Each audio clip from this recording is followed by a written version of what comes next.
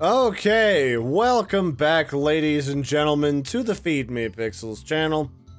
I'm your host, Larry, the blue-balled chupacabra, giggity, and I'm joined by my pal, Sly Copper, the black ball, and we're back for some more Golf with Friends during the Feed Me Pixels Golf with Pixels weekend, where we partnered with Blacklight Interactive, who made Golf with Friends, a couple of really cool guys from Australia.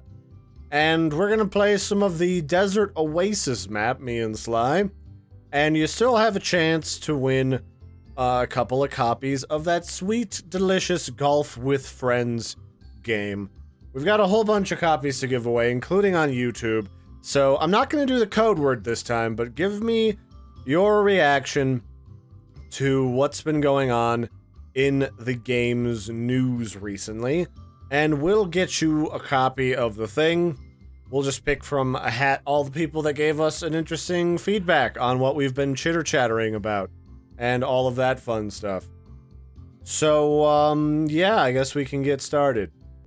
Oh, this one loads up real quick. So yes, the difference in this episode is me and Sly will be doing a regular human being play of golfing. Oh, was that the thing back there that I just passed? What was that? Yes, indeed. That was a skip. It's a shortcut. Alright, I see. Who knew that regular human golf was less crazy and psychotic? Yes! Bogey! Ah, you saucy.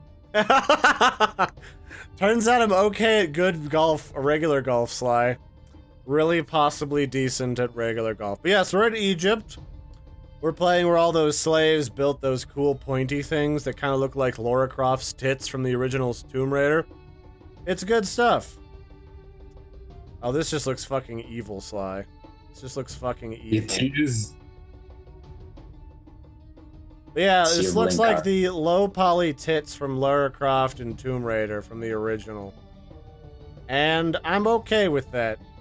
I am completely... Come on. Come on, ball. Don't you tease me, you little bastard. No! This is just fucking evil, but yes. That was... You know, it's funny. Lara Croft's iconic bust was only made possible by the fact that they fucked up some of the coding upon, like, producing the final release, and her tits and jubblies were, like, 2-3 sizes bigger than they were intended to be. Which is great. I mean, they become legendary, so... Yeah, I mean, if there's a fuck-up to be made, that's the one that you want. Will this physics stop? It's hard to say. Boop. Nope. Damn it. Fucking Sly. Getting vengeance on me, sweet and saucily. A lot easier to get in the holes now, though. Now that you're not preoccupied with being egg or cone. Yeah, those fucking little shitty cone tips. So we got a bunch of different topics to talk about. I mean, kind of some continuations of our previous topics. And I guess one thing I'm sure people will bring up is the fact that we never really finished discussing the fact that Dishonored 2 runs just god-awful on even the newest hardware, even dual SLI'd cards, which is quite a statement all on its own. And there's a bunch of excuses as to why that's happening. But you know me, oh god, that was too much. That was just slightly too much, just like regular golf. It's just that it all just kind of sounds like a really lazy excuse, when in reality, I will give developers credit. It can be a pain in the ass to develop for the giant concrete jungle that is the huge titanic. What are we doing? Good question. Are we supposed to go? Oh, we're supposed to backflip this bitch. What? I am not nearly comfortable enough with the physics in this game for that to be a thing. Golf with Frankenberry. Communism. Sweet, sultry communism. Nope, that is not happening. See, this reminds me almost exclusively of real mini-putt golf. Just the complete bullshit trick shots you all of a sudden had to do to get to, like, the other side of the course with this weird little cardboard pirouette thing that they built. Alright, so they did design this based off of actual golf. So let's just keep on going here, and yeah, so basically, Dishonored 2 doesn't run especially well with modern hardware, and that's just not okay. And there's really not an excuse considering how many companies do it just fine. Oh, I stroked out like again. They probably just released for consoles like, it's fine, we'll just copy the build over to PC. Yeah, and then they'll have to bug fix after the fact, which I shouldn't be expecting to have to wait an extra 3 weeks to play a game properly, but that's just kind of the point we're at with developers. Like, what is that? Zendesk or whatever? ZeniMax, that's the one. Zendesk is the people that make the 3D animation software.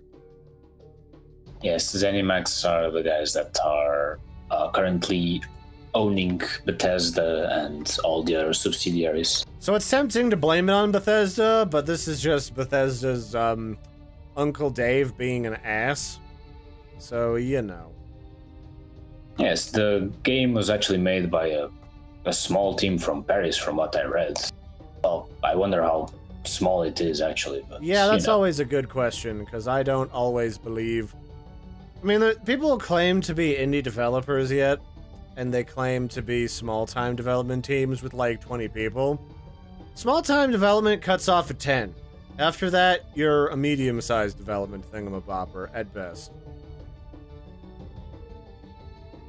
So I definitely call shenanigans, but I thought the first Dishonored was okay. Mostly in that... Yes, it was an enjoyable game. It's just that I felt that the moral component to it, the moral decisions that you would make, were all just kind of lazy and bullshit. Like, the moment you kill one innocent person by mistake, you're just literally worse than Satan, which is the moral complexity of a tuna fish sandwich with too much cheese. At least they didn't go the route of get all the collectibles, otherwise you'll get the bad ending. Oh yeah, and we had a recent version of way too many collectibles that we experienced with Recore, which was oh shit, that's not a thing that I thought it was.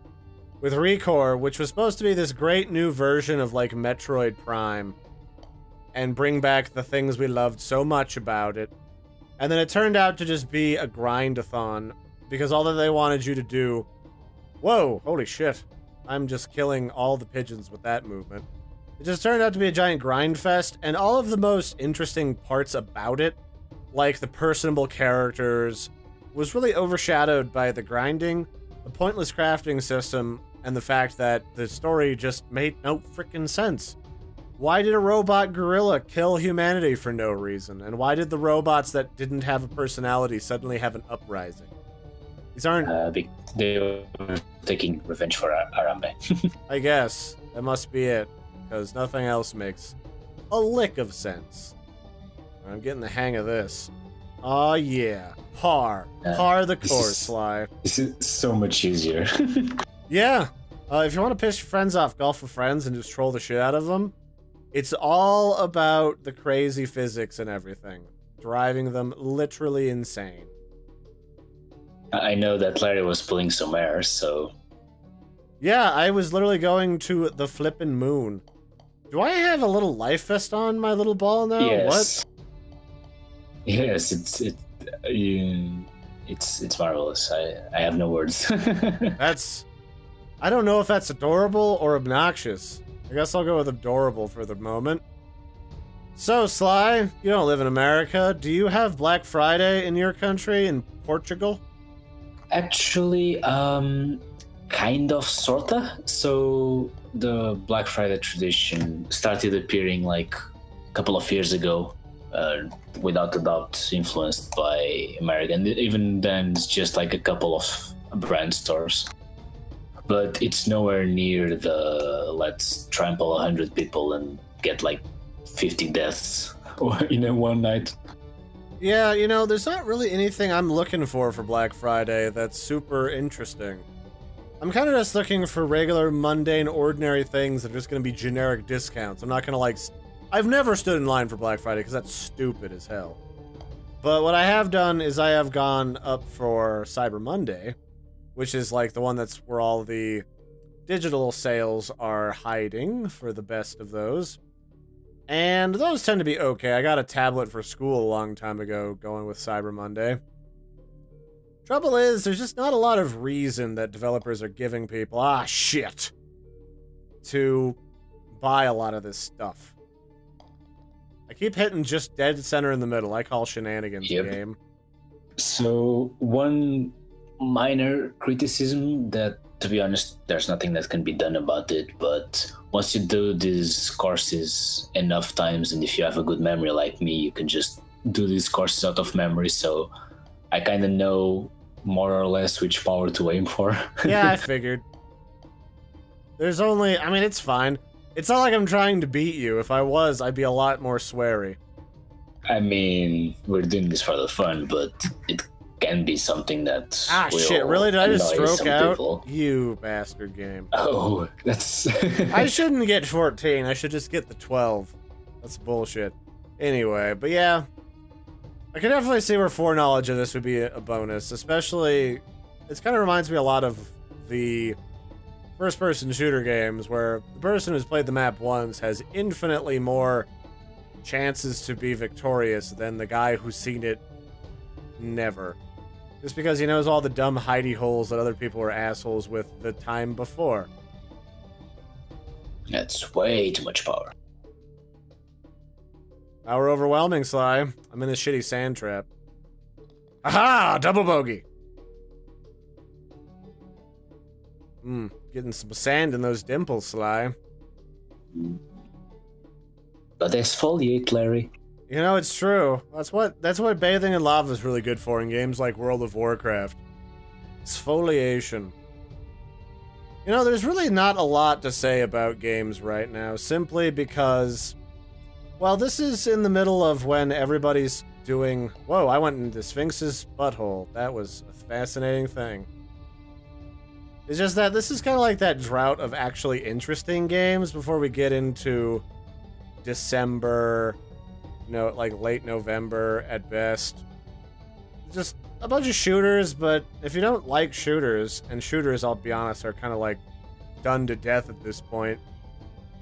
We're all just shooting like a certain shade of brown person from the Middle East or the future or from North Korea, and it doesn't always make for an interesting game. I think Call of Duty Infinite Warfare has kind of illustrated that lately.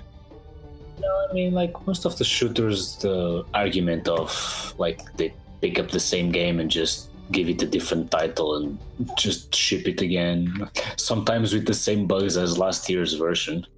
It's like, why bother?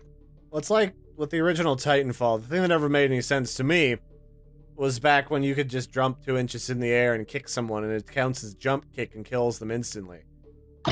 In what universe does that make any type of sense? Oh, this is assholey. In all the universes, of course.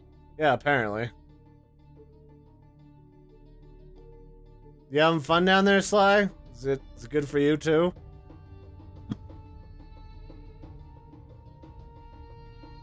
See, this is one of those trick shots that I'm good with. Now I just gotta get in the hole. Giggity. Always a problem. So yeah, for some reason shooters are always obsessed with one-hit kills at close range with it. Like, fine, I'll give you a knife, maybe.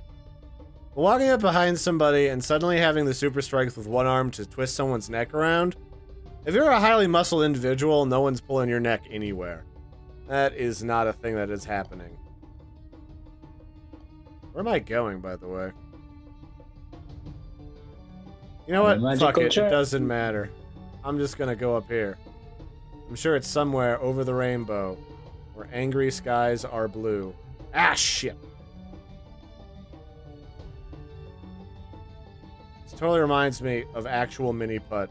Just of how bullshit some of this could be, especially when you start talking mad shit to your friends.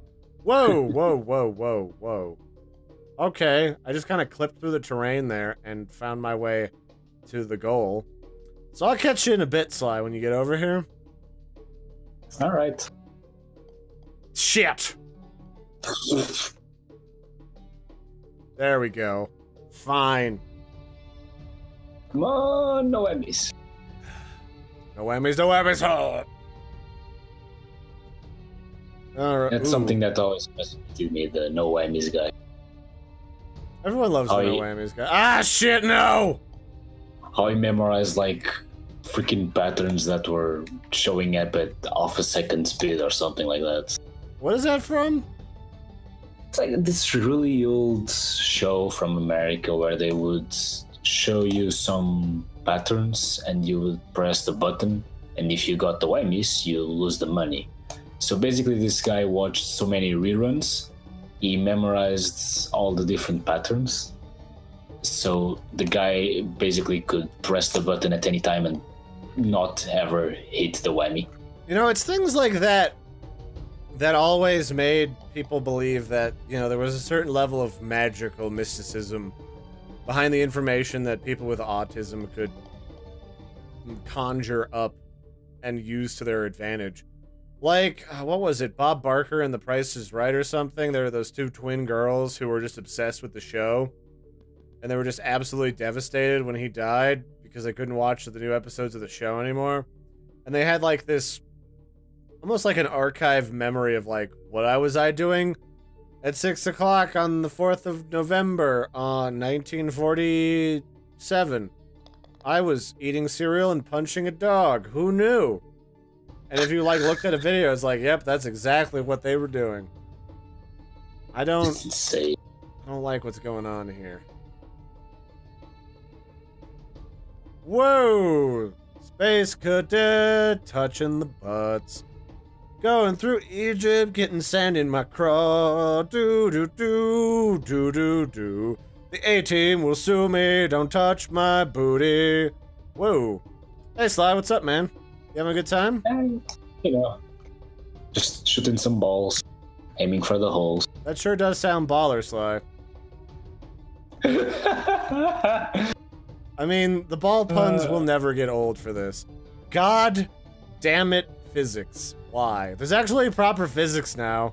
Not used to this. I know that I didn't jack up all the gravity.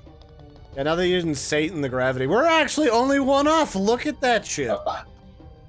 That's quite nice. I'm proud of me, possibly. So yeah, good job, Larry. We have a couple of games to give away. Well, we have like 6 in total.